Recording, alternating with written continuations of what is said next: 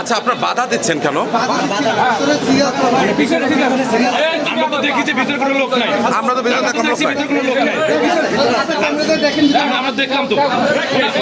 ওনাকে কেন ঢুকতে দিচ্ছেন না আপনারা? ওনাকে কেন ঢুকতে দিচ্ছেন না? ওনাকে কেন ঢুকতে দিচ্ছেন না?